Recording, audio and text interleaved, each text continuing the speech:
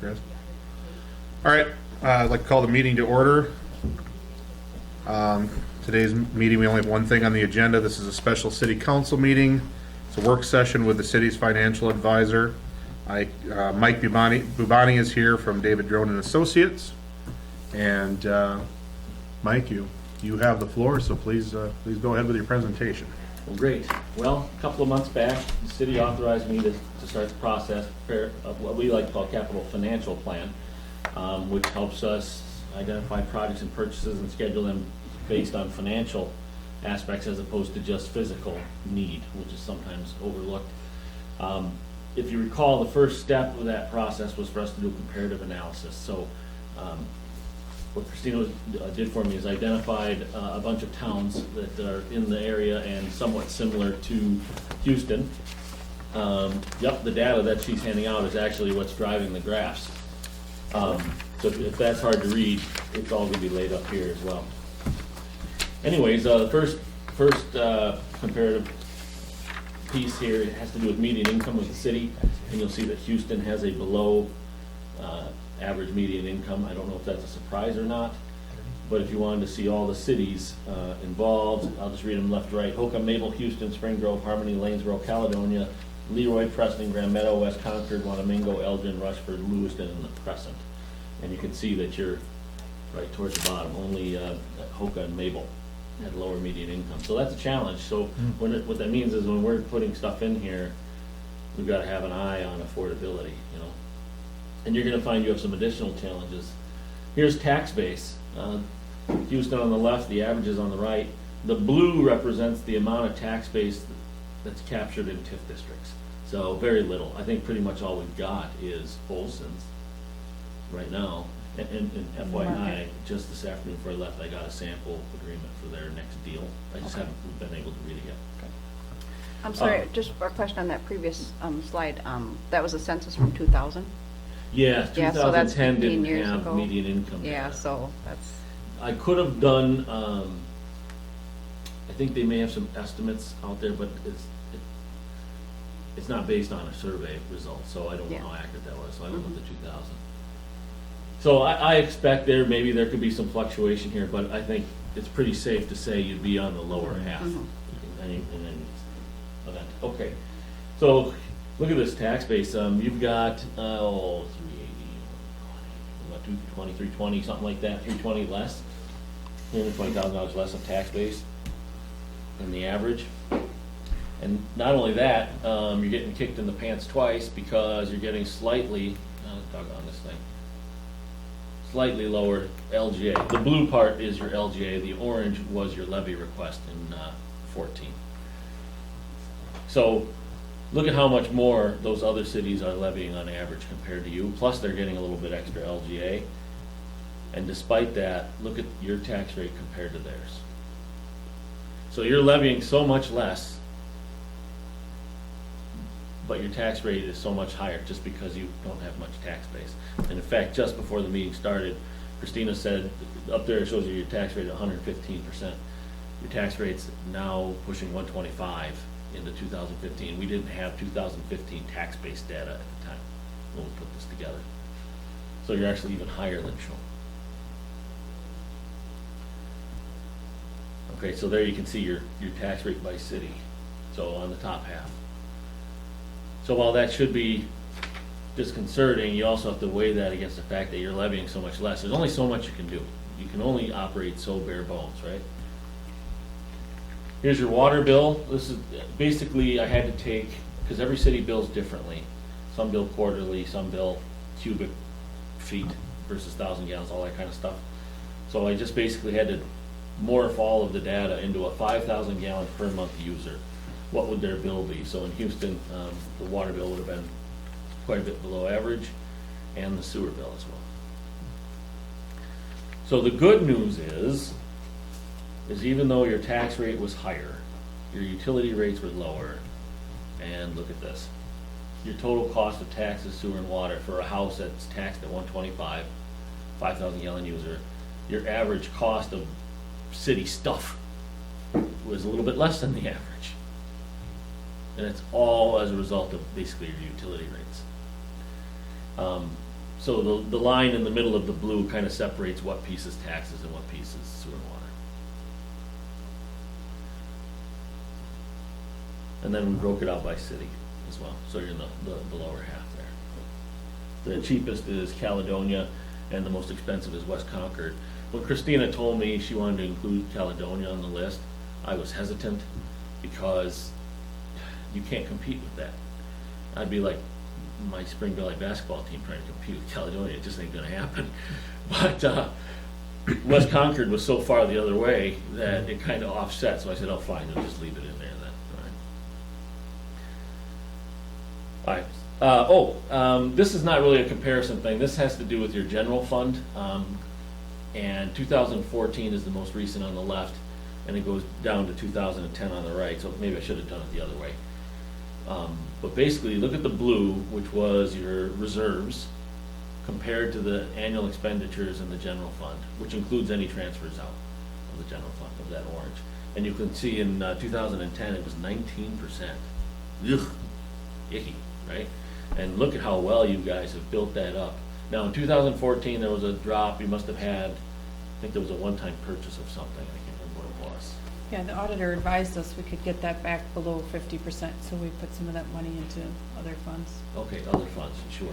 I would tell you 50% or more is what I would say, but, you know, this is still good. I like the trend, so you did a nice job in that regard. Okay, and then this is just the data that drives all this stuff. So why don't I stop there? Any surprises or questions? Basically, at this point, the problem you're kind of pointing out to us is the prices that we have on our utilities right now. You're kind of indicating That's your it's- strength. Well, that's a strength, That's okay, I'm strength, because sorry. you're cheaper than other folks. Oh, okay, I'm sorry. But that's gonna change, as we move forward here.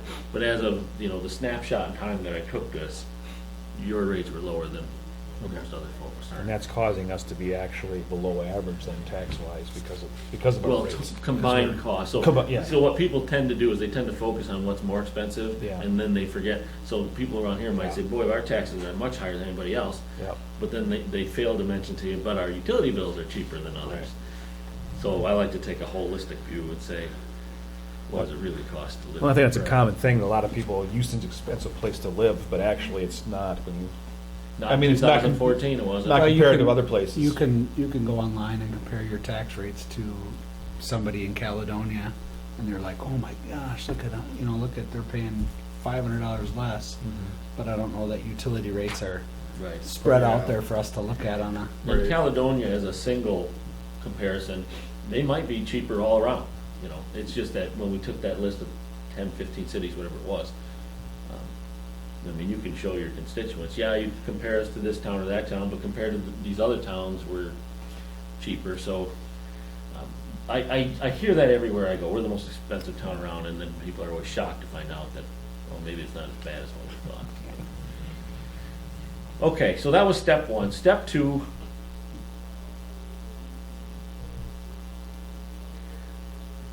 is to basically look at where we're going. You know what, I'm gonna manipulate the data quick now that Christina told me something. Did he give you any tax-based numbers on that? good chunks of West Concord doesn't even have curb and gutter. Okay, what was your levy? Exactly, yeah. I've driven, I grew up near there, and Oh, wait, I got it right here. Your Why is levy it in so high? They must have been doing something. Why would that be so- it's 327, 295, does that sound right? I don't know where there's absolutely no business. Oh, that's only there. part of it, excuse me. 437, They hardly- they hardly- Yep. So you did not raise your levy in 15. Hi, Ellen. 437, 126, 137, 126, remember that number.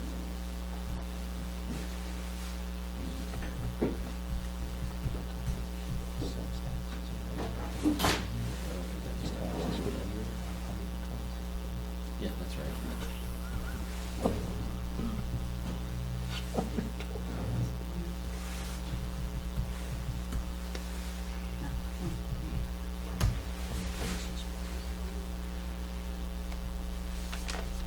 Yep, that's it. Okay. What I did is I just manipulated the the background spreadsheet to reflect this new tax rate in 2015. Even though your levy did not increase from 14 to 15, the county assessor would have come in and said, hey, you know what, your current values, people aren't selling their homes for as much as they were. And so I had to reduce values on property. And as a result, even though you didn't raise your levy, your tax rate went up. Now, the good news is to people that doesn't necessarily equate to a tax rate increase, because even though the tax rate went up, if the value of their house went down, you know, it's those two issues that equal their taxes, so it might be that they're paying the same amount. But nevertheless, you'll see there's a spike here from 2011 to 2012, and that had to do with the state changing property tax law. Then you're kind of fairly stable, and then there's this tiny little bump. Well, you'll see a bump here from 13 to 14, I think there was a 3% increase in the levy. Then 14 to this year it bumped as a result of tax base, not a result of what you did. But anyways, the purpose of showing you this graph is to show you where your tax rate is headed if we don't add anything new, okay? So the yellow part represents the portion of your tax rate, portion of your levy associated with debt, and the green is everything else. All right? Tim, So, Mike, yes, sir. you had said there was an increase in the levy at some point? From 13 to 14, there was a 3% increase. From 14 to this year, no increase. Okay, so did we, Yeah, it was 3%. Yeah. was that 3, okay. Yeah. Okay. And just because Ellen just walked in, just want to let you know, we're videotaping the meeting as well, so just so you're aware of that since you weren't here when we started. Now, you'll notice the green portion of the graph, even though you'll see a dip there in 17, it has to do with a transfer that I'll talk about later. But generally, the green portion of the graph is flat. You see it goes straight across. And that's because of the assumptions I'm using, is that in the future, you're going to limit your operational spending increases to a percentage not to exceed the percentage of increase that your tax base goes up. So this year, while you're doing your budget, if you were to talk to Tom Diving and said, hey, Tom, is our tax base gonna go up or down next year? And he says, it might go up 1 or 2%. Then when you're looking at payroll and pencils and gas and stuff like that, you're gonna want to have the increase not exceed that. And here's why. Let's say your spending was to outpace tax base. See how let me do it more dramatically. See how the tax rate continues to rise? That's gonna eat into your affordability for projects. And then conversely, this is not gonna be the case, but if we were lucky enough, tax base, they had growth, then we could afford a lot more. We know that's not true, so for planning purposes, I generally use a flat. And now, if you want to take a more pessimistic view, because I've had some clients do that, we can change the percentages, whatever you want. But the idea is, if we set a benchmark somewhere in this area here, going across, that means this gives us capacity to pay for new projects, take on new stuff. So when we're scheduling, we'll be careful to, so for instance, you see there's a big drop in 17 to 18. You could do a project, a large project in 17, because if you do, if it's debt, you don't make payments on until the next year. And so you could do it in 17. All right, now here's the kicker. We haven't added any projects yet. Look at the water bill. Your water fund is not making it. So on the one hand, it's great that you're cheaper than all the other towns, but on the other hand, the inset graph has to do with your water fund reserves. So pretty sizable increase here, about $11-12 a month, and then maybe a small percentage every year thereafter. The average right now is right in here. So if you expect that all cities are doing small adjustments every year, you'd probably get where you're at, and you'll see then we're finally starting to build some cash out of there. And maybe you can cut this off. I just do it, I show it every year. Once you have enough cash in here, you can cut it off. But the point is you need to make an adjustment in the water, and then also, we got the same thing going on in the sewer. So this is what you were talking about, we said, this is the change part, right, that you were. Yeah, I referring to? said, you know, enjoy it while you can. Remember I was showing how you were slightly below average in total Right. costs? Well, that's partly because you're bleeding cash. So what percent increase is that showing there? I will tell you. Because it's been what, is it 3 years since we did that? We raised it to, I think it was 11 on there. Now, these percentages are gonna sound crazy large. But then we'll talk about what they mean in actual dollars. So it was a 60% increase in water, 5% a year thereafter for however many years we need to, then 15% in sewer. So what does that mean in dollars? Because that sounds, remember, it's 60%, but remember you were so low. You know, that's, well, here, I'll just put the pointer on it, I'll tell you exactly what that is. $12.33 a month increase in water. The original jump. Yep. And, oops, $5.18 on sewer. Now, you could handle that one of two ways. You could just increase the base rate and everyone pays the increase the same.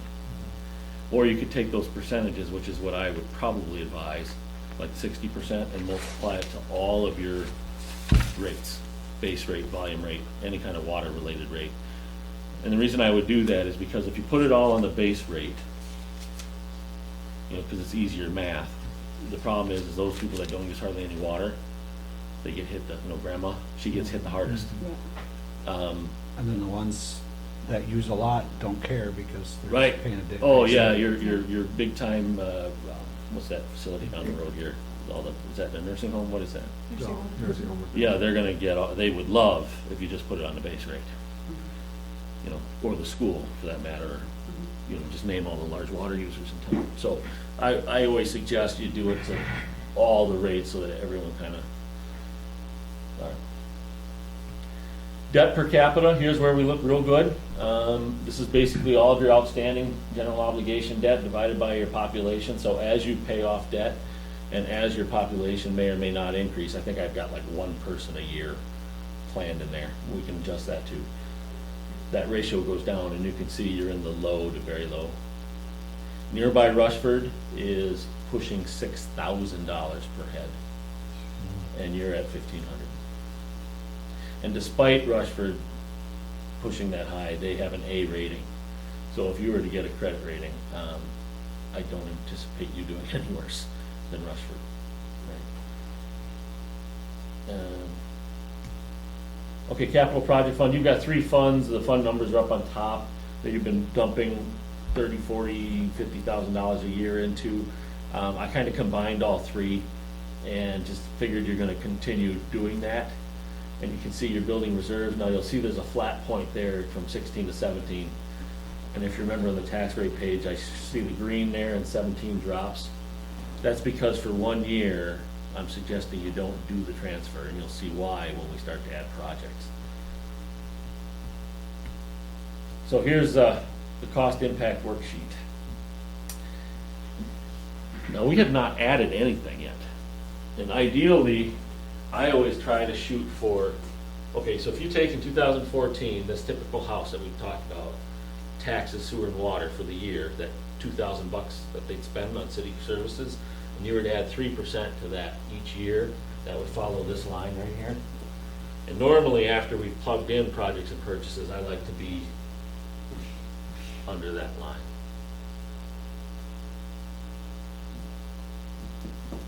It's happening there at 16. I thought I did that at 15.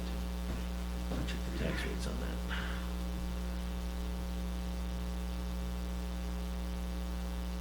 Yeah, that's right.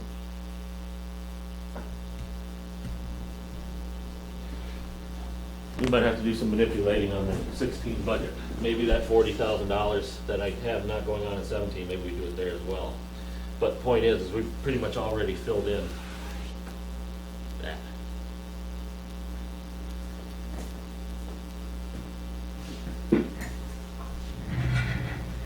All right. Thoughts and questions so far?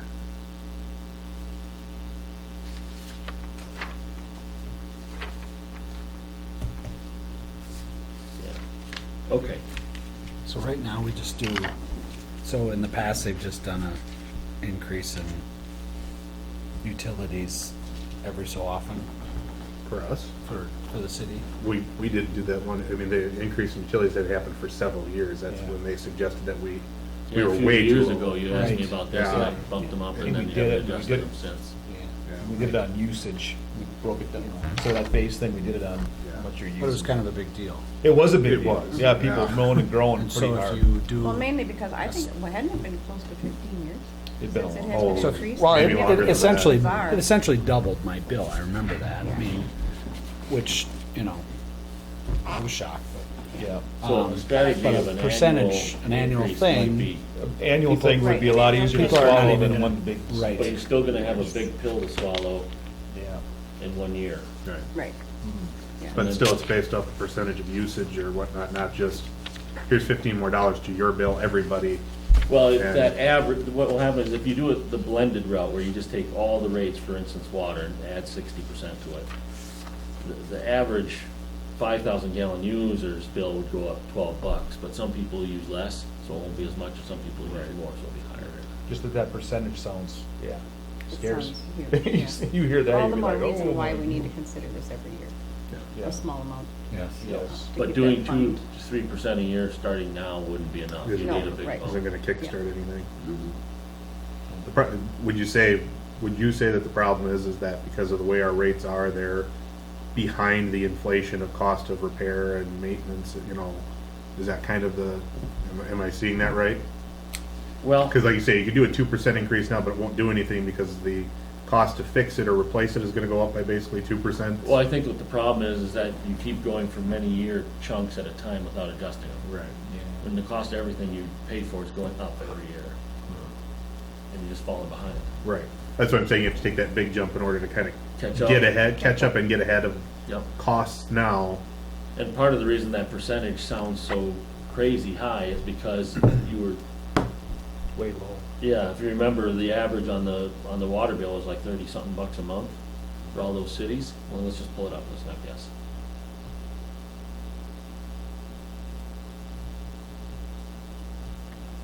It was pushing it was $33 a month. And if we take that 12 and 20, you're gonna get to $33 a month. Woo, isn't that a coinky dink, you know? That's not right.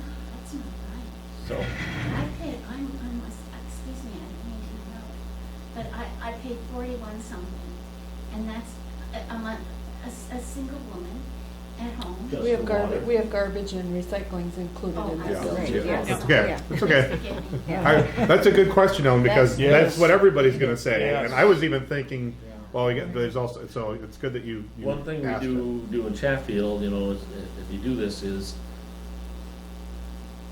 it's not a 60% increase on the entire bill. Right. It's just the water piece, and then it'd be a percent increase on the sewer. So when you add that all up, it might be a much lower percentage of the overall total. What kind of water bills are they paying in California, where they have issues? I think it's free because there is no water. I don't know. I'm curious, what, I mean, that's gotta be crazy. Okay, all right, so the next step is to plug in, projects and purchases, which is gonna be more challenging now with the new tax base information that we got here. I'll just take you through, these columns represent all of, let's see, I can't fit them all on there, so I'll have to go left or right. So we got 2.5 million for some water treatment and Ellsworth, is that a street project? Yes. Okay. 300,000 for sewer plant and levy certification. 40,000 for seal coating and hydrant work, which is sort of a generic thing that you'll see over here, and you'll see it again. You've got that kind of kicking in periodically. A generic street project for 400,000, which can be determined later. Street equipment mower and truck for 60 grand, and then another generic street project. So just to show you, remind you how this works, so let's take this large $2.5 million project. Let's say we do it in 2017. And let's say this is a USDA funded deal. Okay, not a conventional bond through us, but let's say you went through USDA. You could get, it's a 40-year loan, but they amortize it over 39. 4.25% about what you pay, so it would be $73,000 payment, but that's based on grants coming in for about half the deal. Now, you may be wondering how these numbers are calculated. So it's $2.5 million today, but we're assuming it's gonna go up 5% a year in inflation. Construction goes up every year. So you had 2.5 million plus 5% a year, percent inflation each year for 2 years. Subtract out the grant, and that's why this borrowing equals that, instead of half of that. That's why it looks more than half. So you would only finance this amount.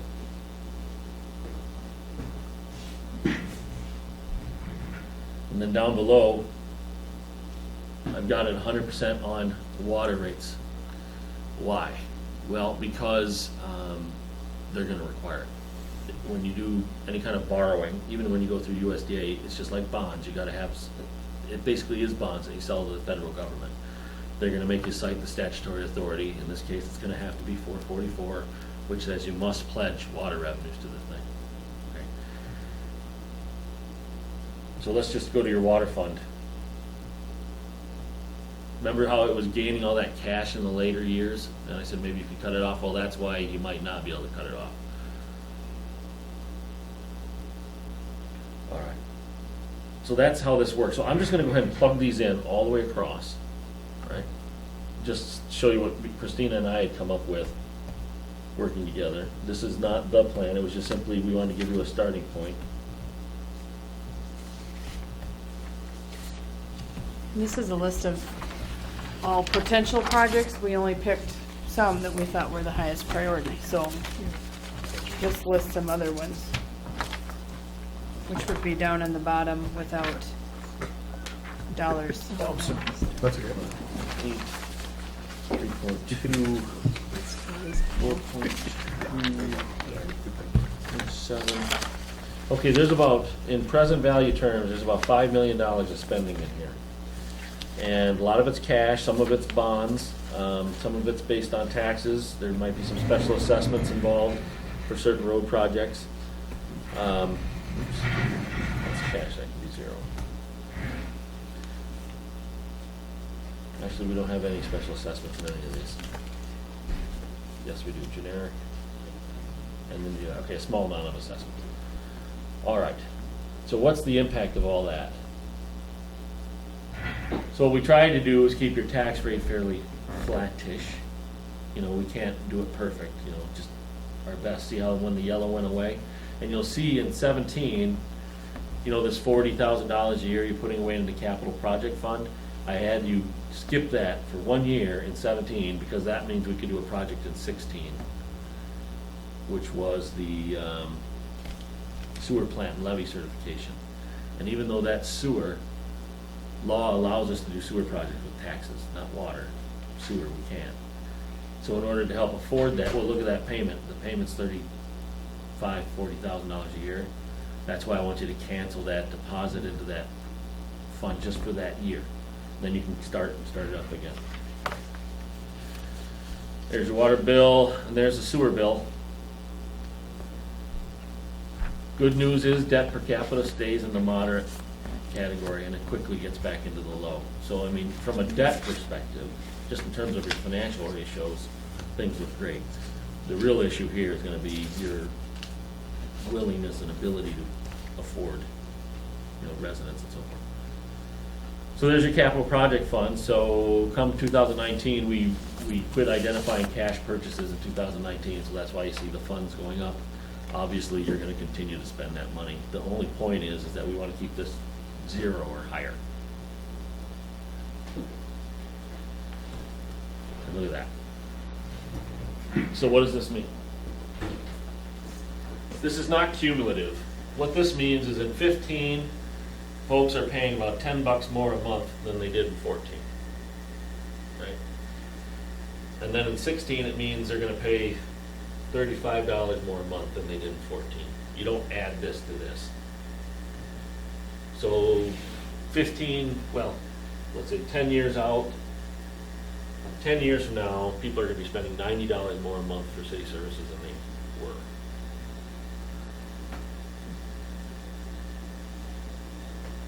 So instead of that $2,000 a year 90 times 12, whatever that is, add that to the 2,000, that's what it's gonna be. If you do all those projects. We tried to get as much of it into there as we could, recognizing that you're probably gonna tear it apart.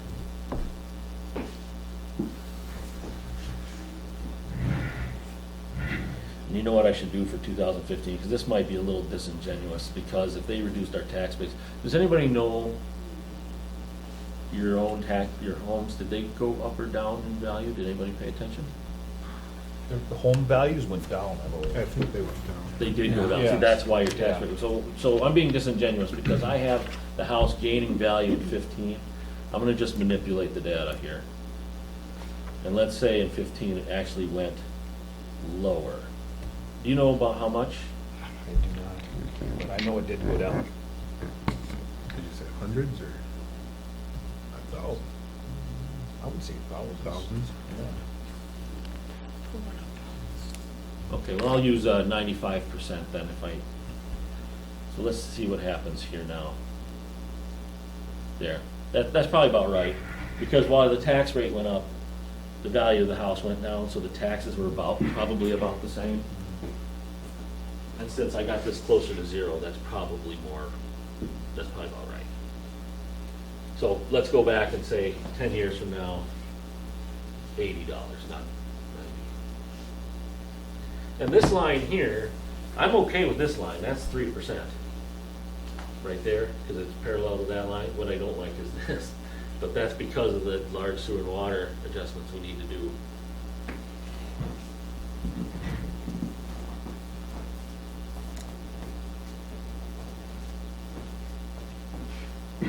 So just to illustrate, I'll just take that line.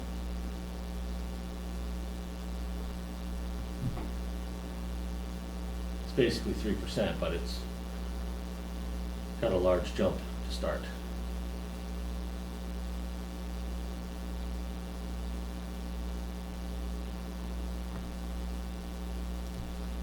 One thing I think that really helps us though with those bills is if we do get, when we have the treatment plant, people are gonna feel they're getting something for their money. Yeah. Right. You know, if, yeah, we're gonna say, hey, the treatment plant is gonna happen, but it's gonna cost. But people, you're not gonna have red water, you're not gonna have, it's a lot easier sell when you're giving them something than just, oh, by the way, Right. Raising we're the- doing, we're just we're raising doing rates some for it. stuff, you just probably won't see it, but your rates are gonna, here they're gonna see it, which is a Right. lot easier to sell, but. Because right now, the Ellsworth Street is a frustrating Yeah. point for them. Well, between water treatment, Ellsworth, and your sewer related and levy certification, you got close to $3 million worth of stuff. So if you tell folks, you know, you've been below average for a reason, now we gotta pay for $3 million of stuff, it's time for us to catch up. They might be able to swallow that. Anyways, I plugged in,